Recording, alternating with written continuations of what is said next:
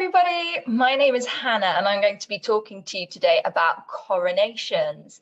This is the second in a series of weekend wonders for you to explore the Abbey in a little bit more detail. We're also going to be making a craft today. So let's get started. Welcome to Westminster Abbey. Westminster Abbey is a church where all are welcome, of all faiths and none. Westminster Abbey is a royal church. It's a place where kings and queens have their coronation. A coronation is where a new king or queen is crowned, and kings and queens have been crowned here since 1066. Our Queen Elizabeth II was crowned here in June 1953, and she would have walked through the great west doors here. I wonder how she would have felt going through those doors and knowing that 8,000 people were inside watching her. But not only that, there were over 20 million people watching her on the television as well. Imagine how she must have been feeling. How would you feel walking down the aisle with all those eyes watching you? Perhaps you could have a little practice. Think, if you were the king or the queen, how would you walk down the aisle? You stand up straight and tall. You could even put a towel or something around your shoulders and pretend that it's a cloak. So here we are at the site of the high altar, just in front of it, standing on the Cosmati pavement, which is where the kings and queens are crowned. So I've got here St. Edward's crown. Well, it's just a copy of it, but look at it. Gold and all of those jewels. And the real St. Edward's crown is incredibly heavy. I've been told it weighs as much as a sack of potatoes. Can you imagine putting that on your head? Perhaps you've got a heavy book at home that you could try balancing on your head to see how it feels. Can you walk with that heavy book balancing on your head? I think you should have a go and a practice. But crowning is not the only thing that happens in a coronation ceremony. There's other important things as well. So when the king or queen is at their coronation, first of all, they have to make special promises. They have to promise to uphold the rule of law and uphold the church.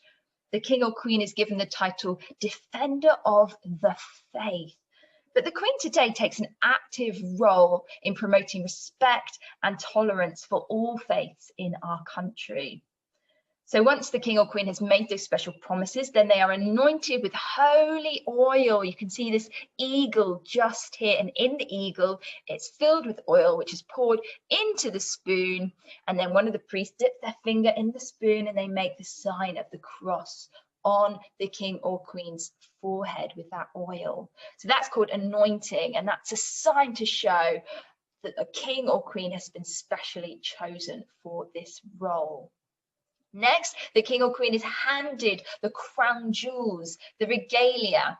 Now, there's lots of objects in the crown jewels, but the ones which you will probably recognize are these ones, the sceptre and the orb. The sceptre is a symbol of the monarch's power, and the orb is a symbol of the power of God over the earth. And once the monarch's been given the orb and the sceptre, they are then crowned with the St. Edward's crown. And then everybody cries, God save the king, or God save the queen. Now today, you're going to be having a go at making your own sceptre, so you can have a little practice coronation at home. Now it's very, very easy. All you need is a stick, which you can get from your garden, and a piece of tin foil. You're going to wrap the foil around the stick. You don't want too much foil because otherwise it'll be a bit too chunky. So there we are. Let's wrap the foil around the stick. Okay. There we are, smooth it all down.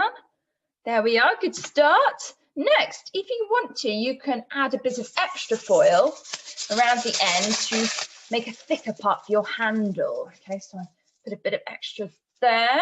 And if you want to make a little bobble on top, you can scrunch a bit more around the top to make a circle shape on top. There we are. Okay.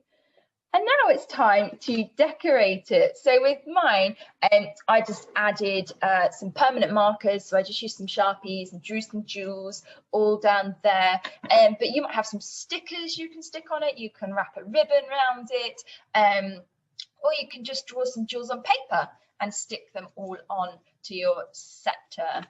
Now, if you'd like to learn a bit more about coronations and also have the chance to print your own St Edward's crown, you can have a look on the Westminster Abbey website. We've got an A to Z of things about the Abbey, and as you can see, coronations is one of the activities, and that will give you something fun to have a go at. You can reenact a coronation at home. And of course, we'd love to see your creations. So if you'd like to share those with us, you need to use the hashtag #WabbyFun. And if you'd like to donate some money to Westminster Abbey, it's very easy. To donate £5, you just need to text Abbey to 70025.